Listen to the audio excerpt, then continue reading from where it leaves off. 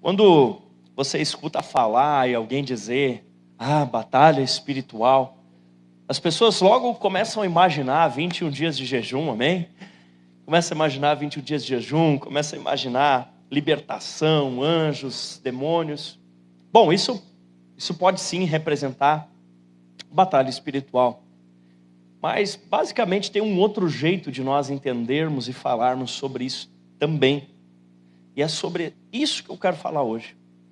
Sobre as pequenas batalhas espirituais do nosso dia a dia, que elas podem definir o curso da nossa história. Aquelas pequenas coisas que acontecem, que às vezes nós não damos tanto valor, mas que elas podem mudar o rumo das nossas vidas. Nós vamos falar um pouco hoje, o título da mensagem inclusive é a armadura de Deus. Claro que leremos Efésios capítulo 6, como diz aquela música, mas nós não vamos falar tanto em si da armadura. Nós vamos falar dessa batalha do dia a dia. Convido você, se assim quiser, e quiser aprender mais sobre essa armadura, escute lá, procure no missões.org a mensagem Guerreiros Inabaláveis 2, ou depois eu posto também nos grupos de WhatsApp, para que você escute uma mensagem que eu preguei lá em Cristal em 2015, onde eu detalho sobre a armadura, passo por passo, falo do capacete, falo do escudo, você pode ouvi-la lá. Mas existe um nível de batalha, querido, que ela está presente no nosso dia a dia.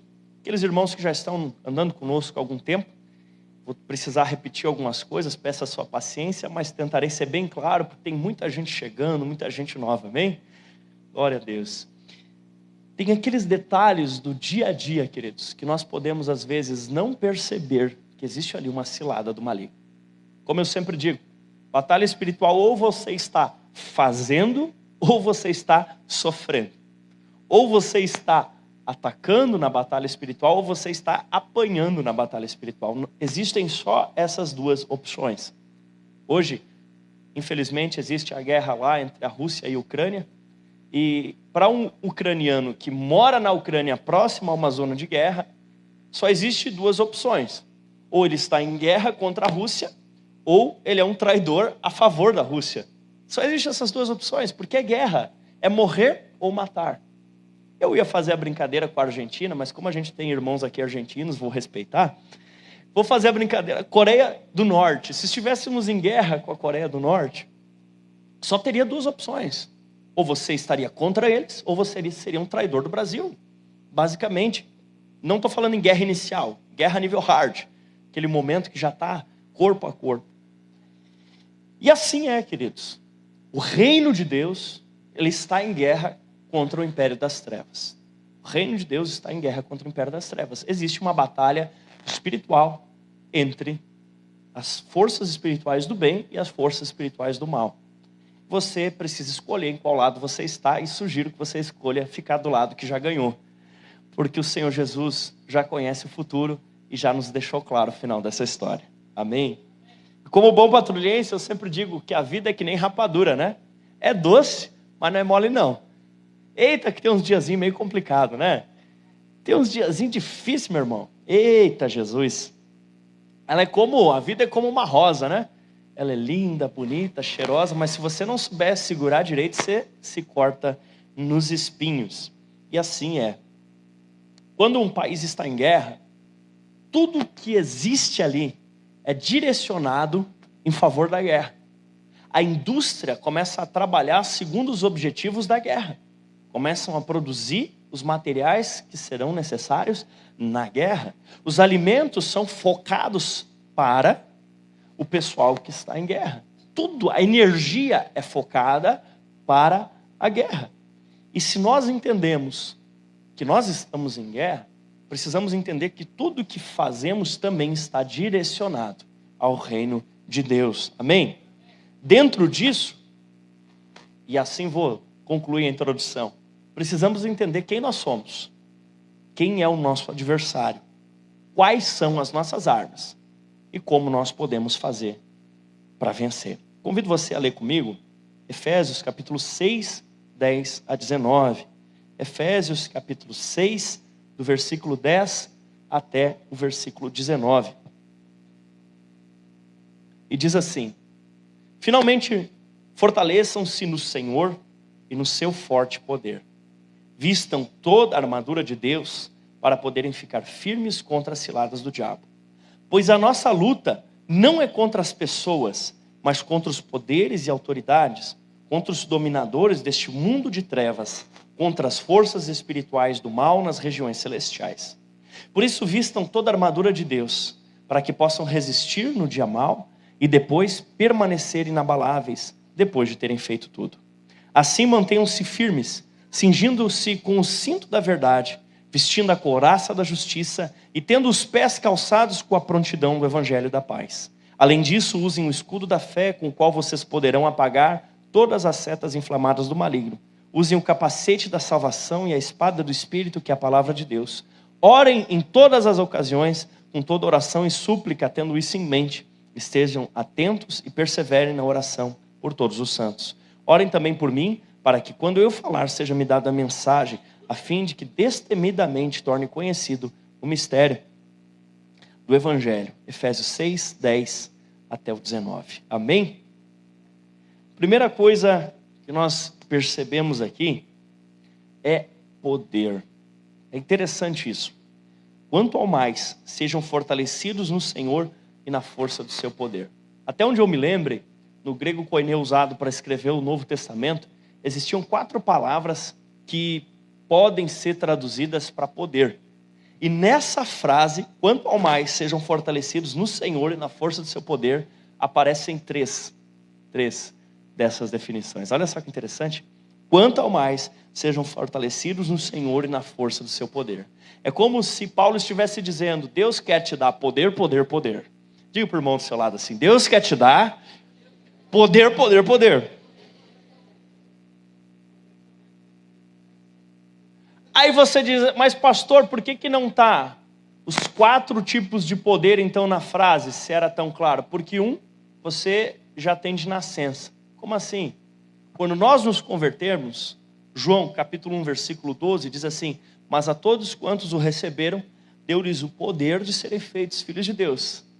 O poder que está ali é justamente o que falta nessa frase, exousia, que é o poder referente à autoridade. Quando você foi feito, você recebeu um poder no sentido de uma autoridade legal de ser filho de Deus. Ou seja, Satanás não pode acusar você de não ser filho de Deus, porque esse poder, essa autoridade jurídica legal, você recebeu no dia que você entregou a vida para Jesus. Dê um glória a Deus por isso. O dia que você disse: Senhor Jesus, eu te recebo como Senhor e Salvador da minha vida, você nasceu de novo, o Espírito Santo passou a morar, você recebeu esse selo, então você passou a ter exousia, ou seja, o poder, a autoridade legal de dizer: eu sou filho de Deus. Os outros 3 poderes estão nessa frase. Quanto ao mais, sejam fortalecidos no Senhor e na força do seu poder. Primeiro, vamos lá, fortalecidos. A palavra que está ali, ela é originária da raiz dunamis, que é justamente esse poder, essa força. Poder, diz aqui, inclusive, segundo Strong, poder para realizar milagres. Deus quer que você tenha esse poder sobrenatural, querido, para realizar milagres. Poder moral e excelência da alma. Poder e influência própria dos ricos e afortunados, poder e riquezas que crescem em números, poder que consiste e baseia-se em exércitos, forças, multidões. Olha só. Fortaleçam-se, está dizendo tudo isso. Em inglês seria aquele be empowered, seria aquele se encha desse poder, se encha, seja cheio. Receba poder, meu querido. O Senhor deseja que você esteja cheio desse poder, amém? O segundo que aparece ali, deriva de kratos, que é referente à força, vigor, né? A ter força. Deus quer que vocês tenham. E o próximo vem de issues também, habilidade, força e vigor. O Senhor está dizendo para você: tenha poder, tenha poder, tenha poder do Espírito Santo, amém? Você precisa andar em dependência do Espírito Santo. Por que Deus quer que você seja tão poderoso? Aí vem a segunda questão. A Bíblia fala ali: vistam-se com toda a armadura para poderem ficar firmes contra as ciladas do diabo. E essa palavra ali, que em português veio como cilada, é justamente truque, malandragem. Truque, malandragem. Ficar firme contra a malandragem do diabo. Ele fala, você precisa de muito poder para ganhar da malandragem do capeta. Ele fala de um poder de força, de vigor, ele fala de um poder de sobrenatural, ele fala de todas as esferas possíveis de poder para ganhar da malandragem do capeta. Olha só que interessante. Ganhar da malandragem, o bicho malandro.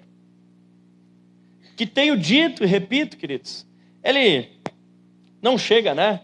Lá, vamos supor, Mamon, ele não chega com uma correntona dizendo, deixa eu amarrar você. Ele chega com um barbantinho de nylon bem fininho, que você pensa, e ele diz assim, dá só uma enganadinha lá no teu patrão, no teu empregado, no governo, e vai passando aquela linhazinha de nylon. Mas depois de 200 voltas de linha de nylon, quem é que arrebenta? Né? Pombagira não chega com os chifres, ela chega como uma amiguinha querida, bonita e prestativa, como um colega de serviço, tão atencioso, e vai chegando, tentando, aos poucos, e assim vão fazendo, tentando se aproximar. A filha de Satanás, que a Bíblia diz que a mentira é a filha do diabo. E outro dia, estudando a Bíblia, conversando com Josias, que eu me dei por conta, né, que é um paradoxo ali, que Jesus é a verdade, o Filho de Deus, e a mentira é a filha do diabo. Olha que interessante. A mentira chega com pequenas coisinhas, pequenas mentirinhas, pequenos enganos. Então, como diz o pastor Luciano Subirá, o crente não cai, ele vai caindo. Porque as coisas não são de uma hora para outra. Eu conto que uma vez, o meu tio, ele pisando na casa dele, afundou um pouco um pedaço do pé, e ele disse, olha, tem cupim. Então, ele foi por baixo, e ele viu que os cupins tinham ido de pouco a pouco, e tinham acabado com todo o assoalho dele. Um cupinzinho, comendo um pedacinho a cada dia, progressivamente corrompeu a integridade do assoalho. E ele teve que trocar todo o assoalho. Então é esse nível de batalha espiritual que eu quero levar você hoje a abrir os seus olhos. Porque é muito fácil a gente estar atento e dizer, ai, esse ambiente está pesado, tem uma luta, né? Não acontece? Comigo acontece. Acontece contigo às vezes? Você chega num lugar, numa situação, acontece. Mas aquelas pequenas coisinhas do dia a dia, aquela pequena mentidinha para o cliente para ele levar o produto, né? Aquela pequena enganadinha, são coisas pequenas. Aquela pequena espiadinha, segunda olhada para aquela mulher bonita que passou. Essas pequenas coisinhas do dia a dia vão pegando, vão enrolando, vão pegando a pessoa, vão travando a pessoa. Aquela pequeno motivo de oração, sabe o que a fulana fez? Essas fofoquinhas, essas coisinhas. Aquele grito a mais com a mulher, com o marido, com o filho. Essas pequenas coisas, elas vão pouco a pouco corroendo, comendo, desgastando. Aquele pequeno descontrole, aquela pequena coladinha em uma das respostas da prova. Essas pequenas coisas, elas vão pouco a pouco destruindo mais do que grandes coisas. Você já reparou naqueles lugares onde você passa, que tem uma estrutura, por exemplo, um ginásio, uma casa, e a calçada do lado está toda furada das goteiras? Você já viu da pingadeira, do telhado? O telhado pinga ali, que nem aqui, ó. O telhado pinga ali, se você for olhar embaixo, onde pinga, está mais desgastado o piso. Como a água faz isso de uma hora para outra? Não. Como é que diz o ditado? A água mole em pedra dura, tanto baixa até que fura. Tem lugares que tem furos enormes, que a gotinha, por anos, foi batendo. Isso é batalha espiritual também, queridos. Não a goteira, né? Óbvio. Mas as pequenas coisas. As pequenas coisas do dia a dia. E eu quero ajudar você hoje a abrir os teus olhos e perceber que no dia a dia você está em batalha. No trânsito, no serviço, com a família. No dia a dia, em pequenos momentos, você está em batalha. O diabo raramente vai tentar vir e te dar uma rasteira ou uma voadora no peito. Geralmente ele tenta vir com a cordinha de nylon bem fininha e ficar girando ao redor da pessoa, até que antes que ela perceba esteja enrolado. Terceira coisa, já emendando com essa, afinal de contas quem é o seu inimigo? quem é o teu inimigo? A Bíblia diz em Efésios 6:12, porque a nossa luta não é contra o sangue e a carne, ou seja, contra as pessoas, mas contra os principados e potestades, contra os dominadores deste mundo tenebroso, contra as forças espirituais do mal nas regiões celestiais. Aí que está o pulo do gato da batalha espiritual. Você precisa entender quem é o teu inimigo. Você precisa entender. Coisa triste quando um time está jogando e os jogadores começam a brigar entre si. Porque se eles brigam entre si, como que eles vão ganhar do time adversário? Eles não estão percebendo quem é o verdadeiro inimigo. E eles começam a disputar entre eles e perdem força contra o inimigo. Você já viu isso? Não é? Isso até criança sabe, porque nos desenhos de super-herói eles colocam. Os super-heróis começam a lutar um contra o outro e o inimigo dá risada. Quando Pedro pensou que o inimigo dele era uma pessoa, Pedro se deu muito mal. Lá no jardim do Getsêmani, quando chegaram para pegar Jesus, o Pedro achou que o inimigo dele era um soldado chamado Malco. Pedro puxa da espada e corta a orelha do Malco. Corta fora a orelha do Malco. Porque o Pedro pensou que o inimigo era o Malco. Aí Jesus vai lá e restaura o camarada. Pedro fica a ver navios.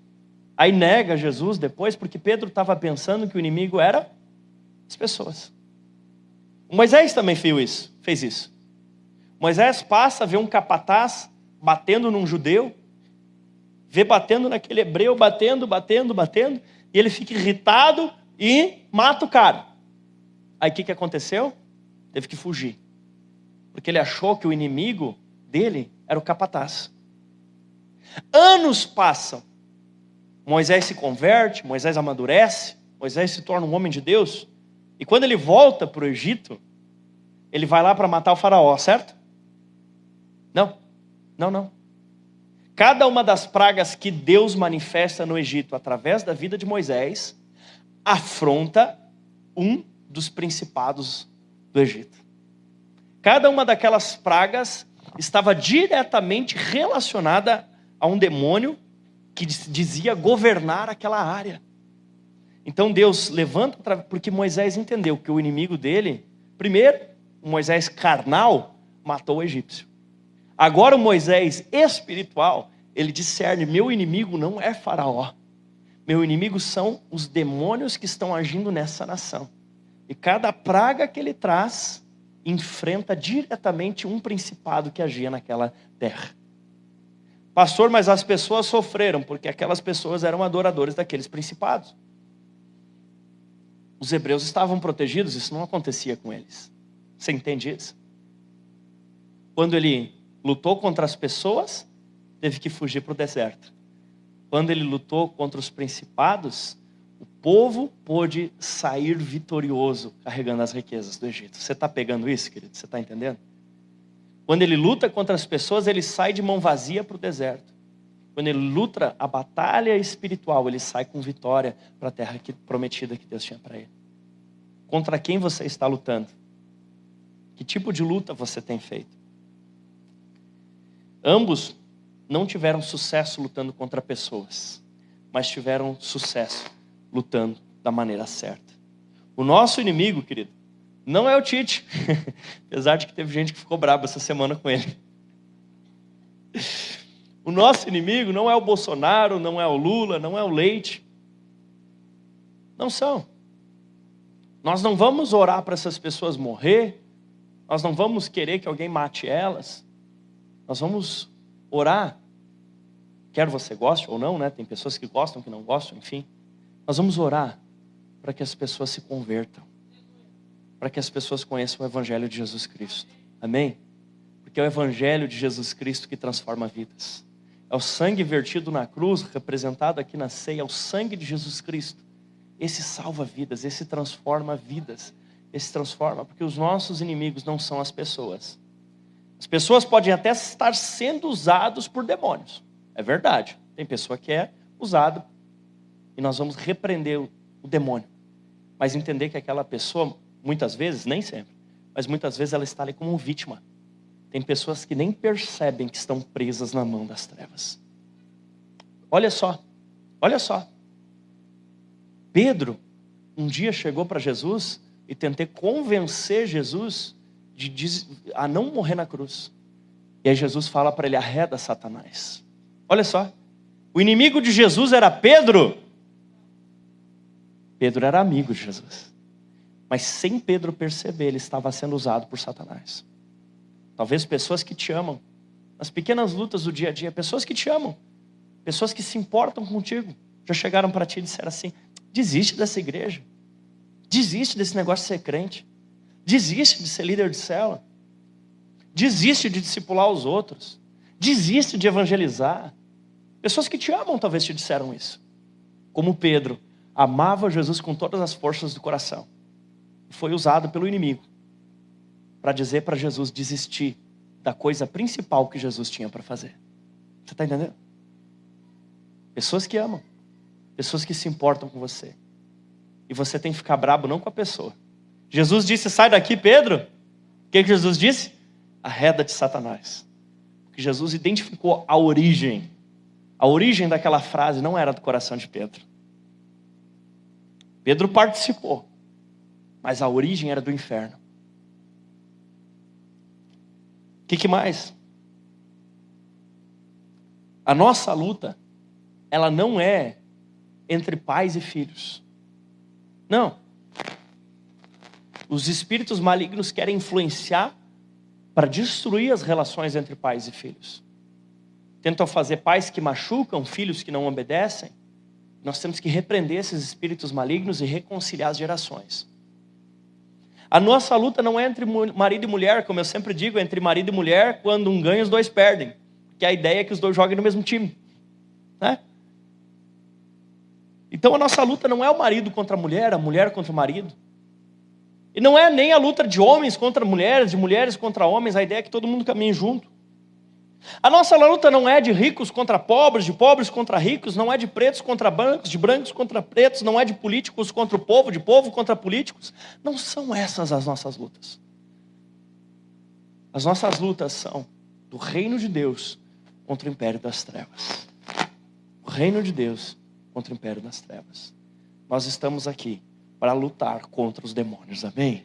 Amém? Aleluia. Você precisa vencer o que eu estou chamando aqui a síndrome de Ismael. Quem era o Ismael? O Ismael era filho do Abraão com uma escrava da época. E olha o que diz de Ismael, Gênesis 16:12. Ele será como um jumento. Como o quê? O jumento. Será como um jumento selvagem. Sua mão será contra todos. Como é que é o jumento aqui? O jumento é contra todos. E a mão de todos contra ele. E ele viverá em hostilidade contra todos os seus irmãos. Querido, não tenho nada contra você, tá? Mas pelo que eu vi aqui, a pessoa que sempre está brigando com todo mundo é um jumento. Ele será contra todos e todos contra ele. Ah! Ô jumentão!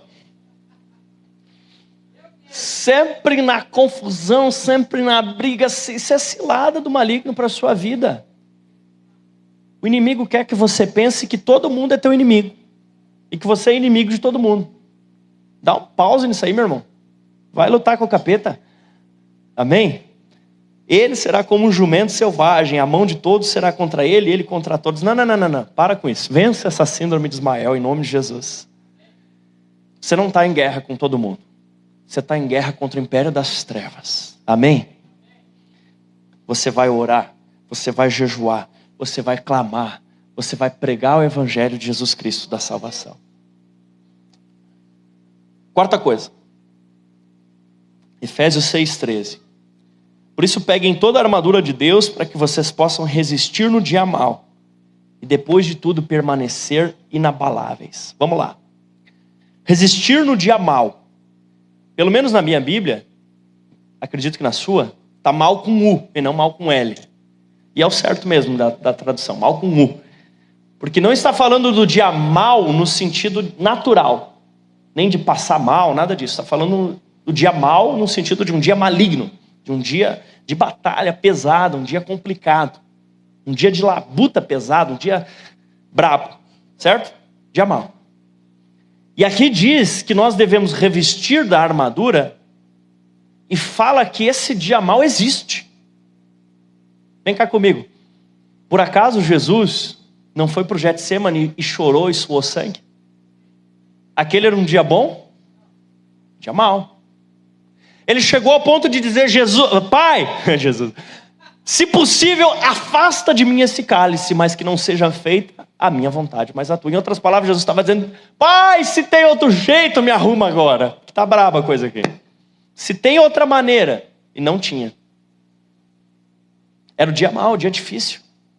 Dia difícil. Dias difíceis existem. Não seja um cristão alienado que você vai viver só de glória e aleluia. Você pode viver de glória e aleluia, mas tem dia que é brabo. Tem dia que é difícil. Períodos, às vezes, que são difíceis. Difíceis. Eu não vou iludir você. Tem dia, e também não vou pedir para levantar a mão para não desanimar os outros que estão no dia bom, hein? Eu pergunto, quem está no daí levanta a mão, quem está no dia mal, levanta, daí desanima, né? Meu irmão, tem dia que é brabo. Tem dia que, meu Deus do céu, desanima, não é? Tem dia complexo. Tem dia que arranha a gente. Jesus está avisando isso para você. Porque é óbvio que se ele diz assim: bota toda a armadura, ele vai levar você para passear no parquinho, né? Você fala pro filho, você vai levar ele no parque, domingão você diz: filho, coloca a armadura que nós vamos no parquinho. Não, né? Ele manda botar a armadura porque ele sabe que nós estamos em guerra. Aí tem gente que não bota, se machuca mais. Que o dia brabo chega. O dia mau existe. Seja realista. Então, se você acha que já está orando, quem acha que está orando o suficiente, lendo a Bíblia o suficiente? Tem alguém que acha? Tem alguém que acha? Não, seja sincero, pode ser sincero. Você está bem, está legal com a Bíblia, a oração? Ninguém está.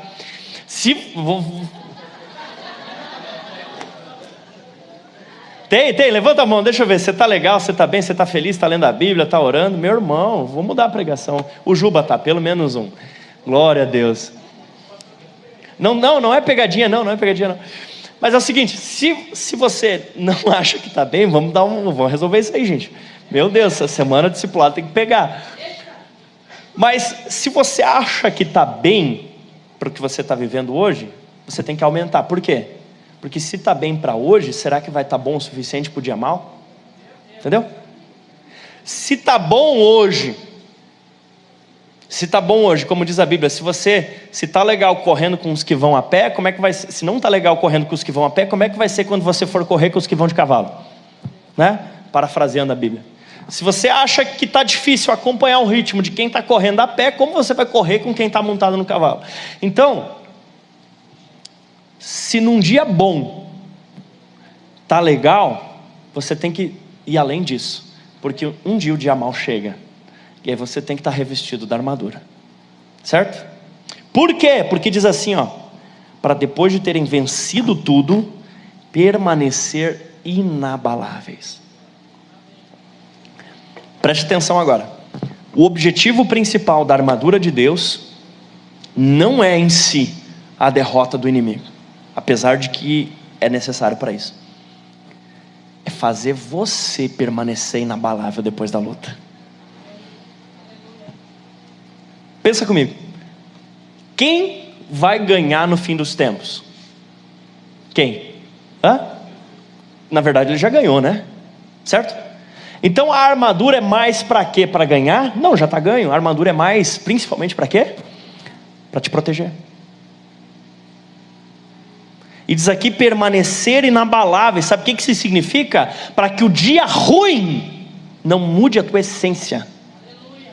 Para que o dia mal não te corrompa. Para que o dia da dificuldade não te leve a desistir. Para que depois da prova você saia igual ou melhor do que entrou, amém? Armadura. Para isso a armadura. Para isso a luva dos caras que trabalham, né, em frigorífico, para não cortar a mão. Meu irmão, permanecer inabalável. Às vezes a gente conversa com cristãos que são convertidos há muitos anos. E às vezes essas pessoas estão tão machucadas que elas não conseguem viver grandes coisas do Senhor. estão machucadas, fizeram muito, lutaram muito, trabalharam muito, mas carregam muitas marcas, não conseguem confiar. Pastores, eu conheço pastores que têm dificuldade de confiar nas pessoas. Por quê? Talvez em algum momento precisava ter vestido melhor a armadura para permanecer inabalável. Eu não estou julgando ninguém, que é isso? Entende? Para que daqui 10, 20, 30 anos você não esteja magoado, triste, chateado, vista a armadura, porque a guerra não pode mudar os teus princípios. Para que amanhã ou depois você que não fique dizendo assim, mas o que adiantou ser crente? Tal e tal coisa aconteceu. Então vista a armadura antes da luta chegar, antes de acontecer. A armadura, ela é preventiva. Por isso você veste toda a armadura, porque você não sabe se o golpe vai vir no coração ou nas costas. Então você tem que vestir toda a armadura, amém? Porque a questão é muito mais do que sobreviver, é permanecer inabalável, é continuar um cristão com o mesmo amor a Jesus, com a mesma fé na igreja. Tem gente que diz assim, eu sou crente, eu quero Jesus, mas não estou mais a fim de ir para a igreja, está machucado. Então coloca a armadura, meu irmão. Você precisa da armadura, amém? Com a mesma fé, para que a adversidade, ao invés de te tornar alguém pior, ela te torne alguém melhor, amém? As nossas vitórias não podem custar a nossa essência, aleluia.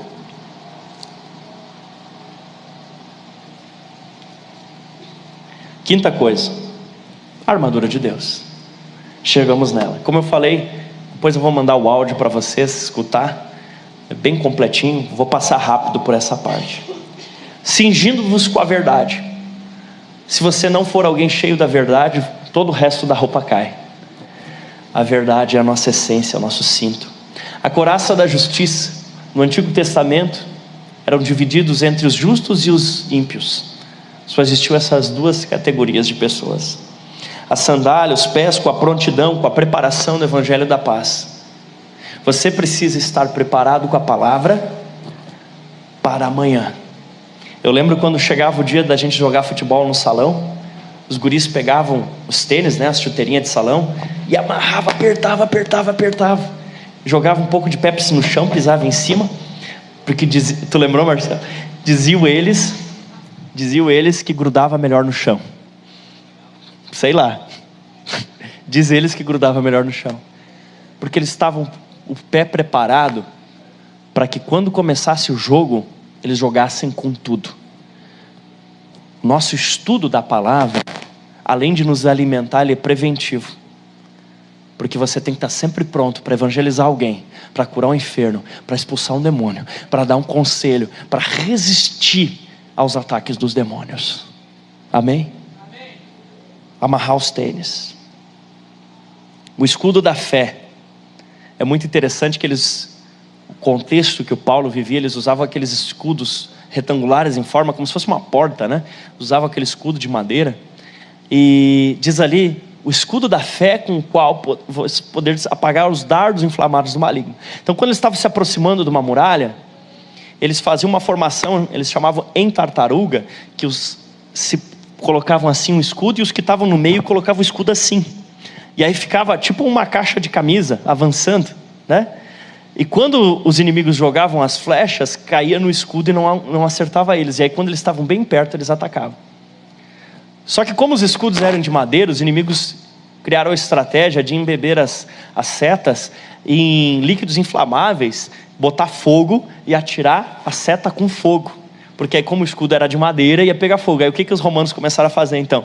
Antes de ir lá, eles molhavam o escudo, e iam com o escudo molhado. Era mais pesado? Era, mas quando jogava a seta inflamada, apagava.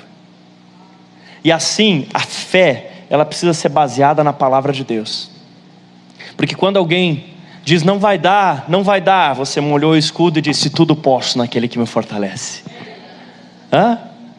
Quando vem uma seta sobre você, dizendo assim, mas olha o que você já fez nessa vida, você molha o seu escudo na palavra que diz assim, aquele que está em Cristo é nova criatura, as coisas antigas se passaram, eis que se fizeram novas, e apaga aquela seta do maligno.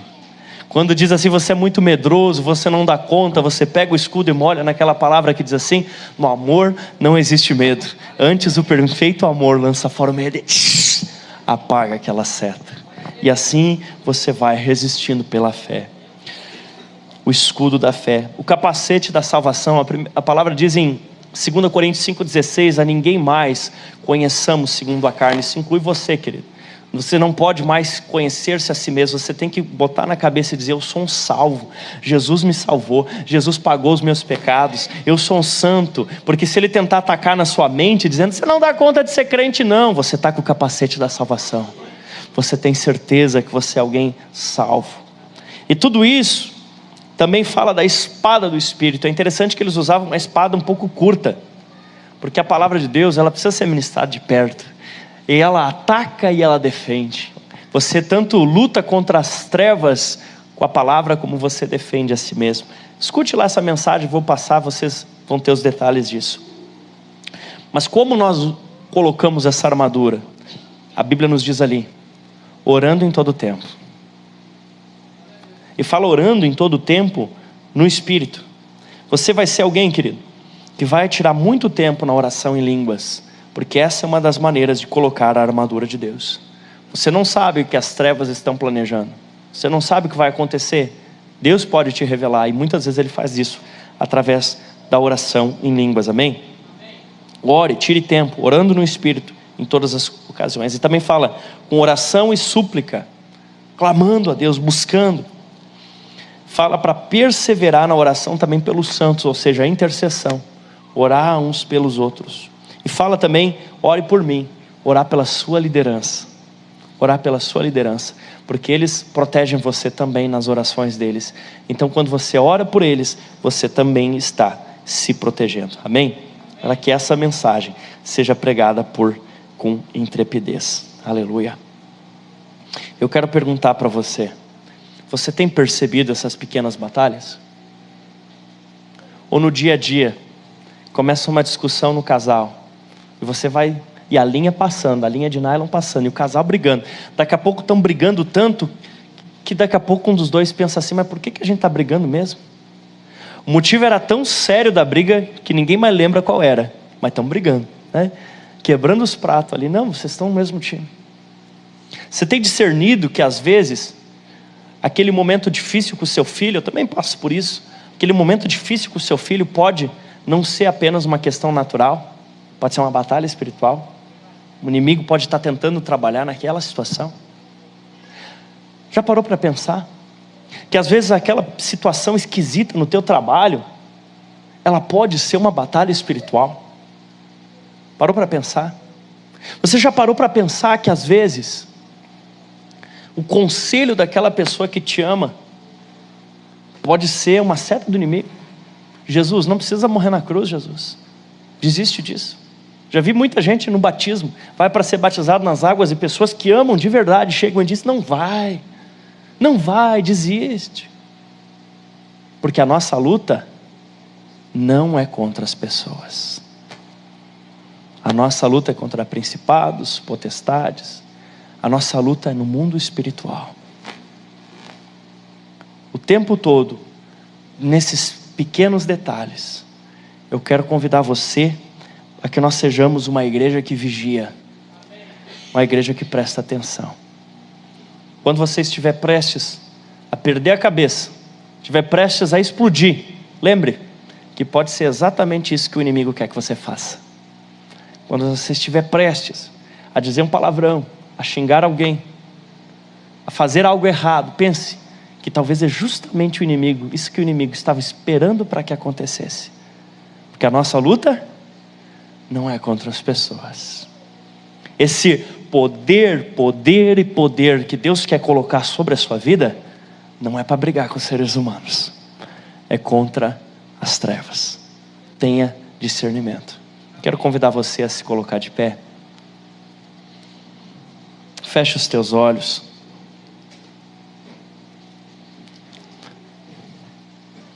Pai, no nome de Jesus, eu quero te pedir, Senhor Deus amado, que Tu nos dê desse poder, que Tu coloque desse poder sobre as nossas vidas, Senhor.